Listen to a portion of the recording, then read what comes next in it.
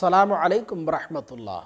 ये कहते हैं कि रोज़े की हालत में मुझे गंदे ख़यालात, गंदे वसवसे बहुत ज़्यादा आते हैं, जैसे ज़िना का ख़याल, मुश्तज़नी करने का ख़याल, जिसकी वजह से मैं बहुत बेचैन रहता हूँ। पता नहीं मेरा रोज़ा होता है, नहीं होता है, रोज़े का मुझे सवाब मिलेगा या नहीं मिलेगा, ज़रूर बताइए।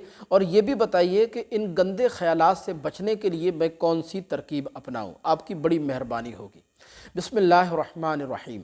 तो देखें, अच्छी तरह ज़हन नशीन फरमा लें कि रोज़े की हालत में ऐसा बहुत सारे लोगों के साथ होता है कि उनको गंदे ख़यालात, गंदे वसवसे बहुत ज़्यादा आते हैं। और अच्छी तरह याद रखें कि रोज़े में या रोज़े के अलावा गंदे वसवसे और बुरे ख़यालात, बुरे वसवसे आना ये एक गैर इख्तियारी फ़ेल है और इंसान का इस पर कंट्रोल भी नहीं होता। हदीस पाक में आता है, अल्लाह के रसूल सल्लल्लाहु अलैहि वसल्लम इरशाद फरमाते हैं कि मेरी उम्मत के सीनों में जो वसवसे आते हैं, अल्लाह अज़्ज़ वजल उनसे दरगुज़र फरमाता है जब तक उन पर अमल या उसके बारे में कोई गुफ्तगू ना की जाए। लेकिन रोज़े की हालत में गंदे और बुरे ख़यालात आना, गंदे और बुरे वसवसे आना, इसके बारे में दो तीन चीज़ें समझना बेहद ज़रूरी है।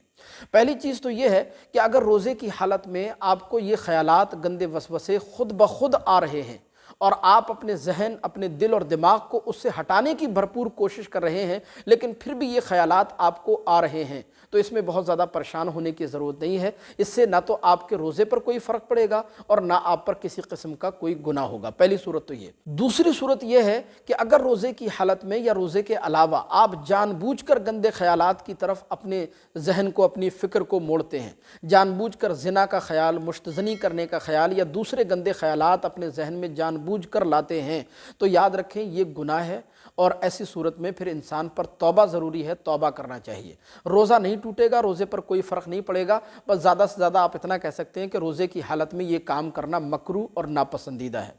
तीसरी सूरत यह है कि अगर रोज़े की हालत में गंदे ख़यालात और गंदे वसवसे आने की वजह से अगर इंसान का इंज़ाल हो जाए, यानी मनी खारिज हो जाए, मनी निकल जाए, तो अगर बग़ैर हाथ लगाए, बग़ैर हाथ को टच किए वैसे ही खुद ब खुद मनी निकल गई, खुद ब खुद इंज़ाल हो गया, तो इस सूरत में भी रोज़ा आपका बाकी रहेगा, रोज़ा नहीं टूटेगा, बस आप पर गुस्ल करना फ़र्ज़ हो जाएगा, लेकिन रोज़े पर कोई फ़र्क नहीं आएगा।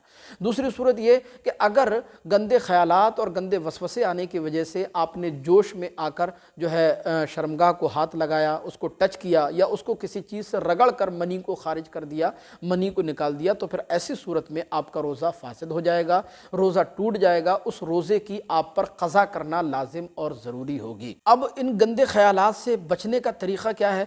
तो इन गंदे ख़यालात से बचने का तरीक़ा ये है कि आप कसरत से अल्लाह की बारगाह में तौबा करें, इस्तग़फ़ार पढ़ें, अस्तग़फ़िरुल्लाह रब्बी मिन कुल्लि ज़ंबिन अज़नबतुहु व अतूबु इलैह, इसका विर्द कर लिया करें। इसके अलावा जब गंदे ख़यालात, गंदे वसवसे आया करें तो जगह बदल लिया करें।